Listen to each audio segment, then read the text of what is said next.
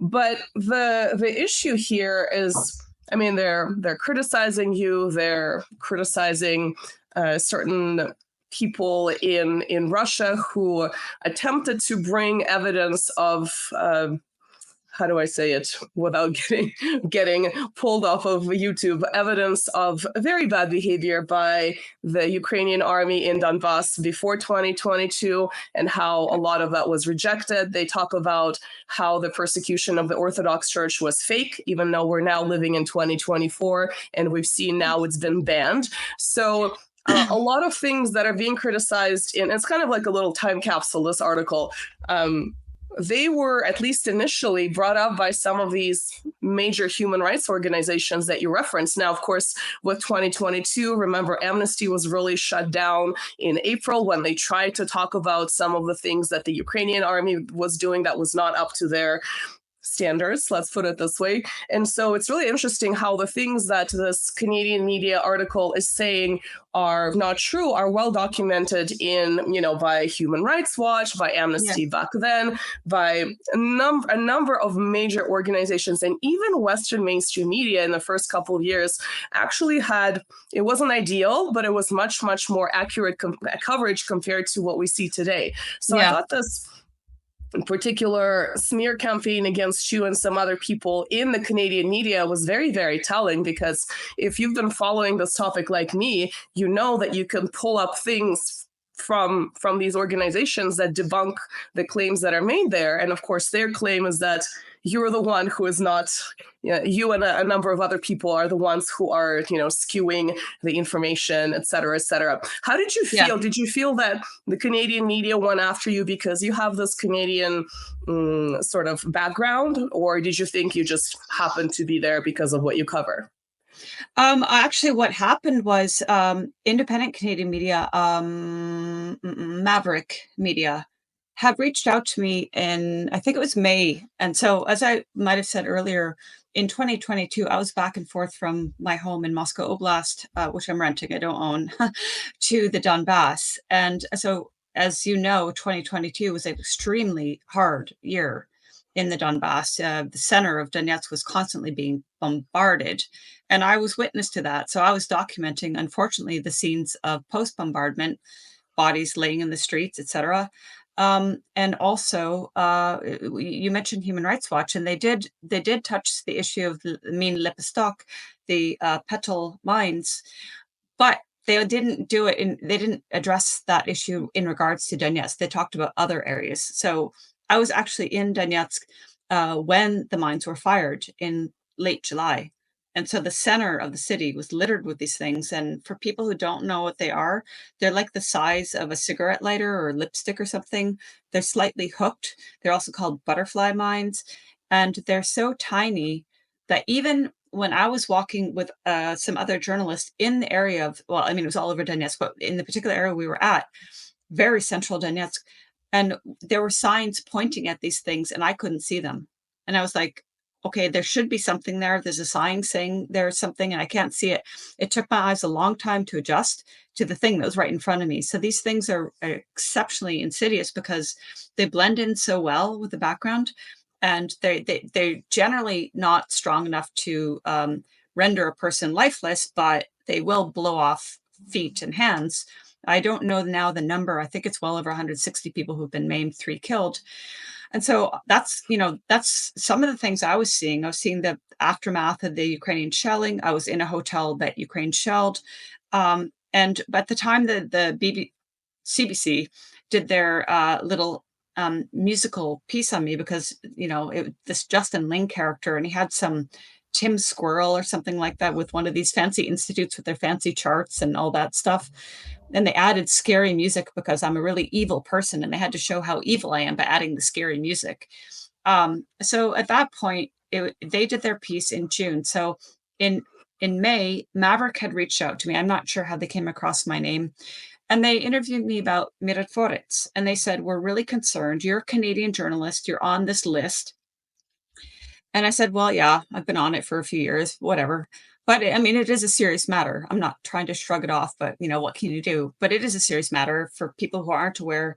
those who are put on the list, as much information that is known about them, whether it's phone number, nationality, passport, address, is listed. And if there's a potential to get rid of those people, they are then marked liquidated with an X through them or something.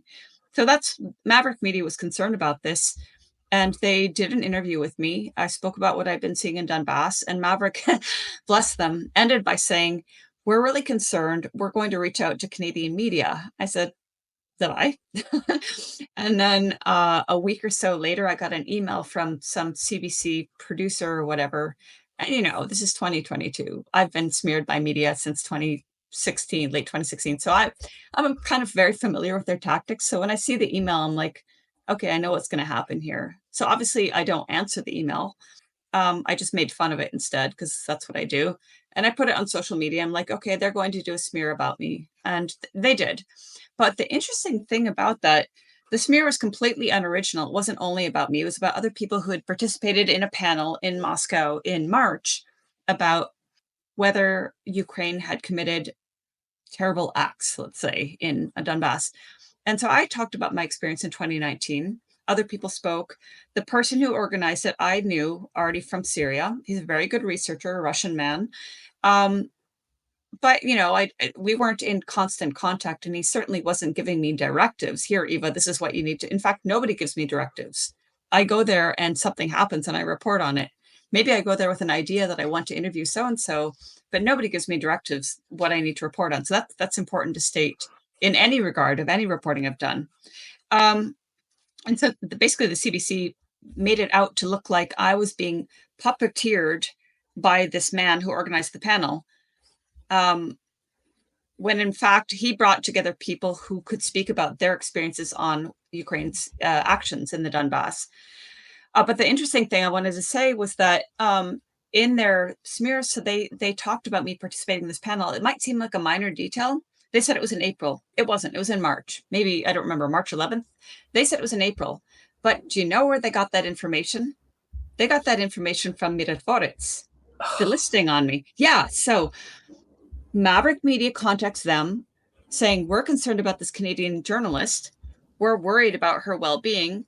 CBC then contacts me and doesn't say a word about Mirotvorets and goes on to use information from the listing on me to do their smear. So that's just how nasty the media is. I don't care about the smear, but it just shows all the complaining that journalists do. You know, we're being persecuted in Canada. I don't know. I'm sure that happens. But like, here's the national media being made aware of a journalist potentially at risk of being offed.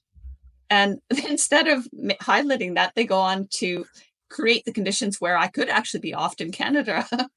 So yeah, I'm looking at this article and it still hasn't been corrected. It's talking about the fact that this happened in April. So it's sort of the very basic fact checking that should have been done. And in the age of auto translate, it's not that difficult to access even, you know, Russian language media. But of course, it had been covered in English by Russian language sources that also have a foreign presence. So it's kind of amazing. I mean, the obvious question would be, if they're wrong about this very obvious fact, the date, what else are they wrong about in this article? I think anyone with critical thinking skills hopefully asks questions like that, but I guess it's kind of hard to tell the extent of it.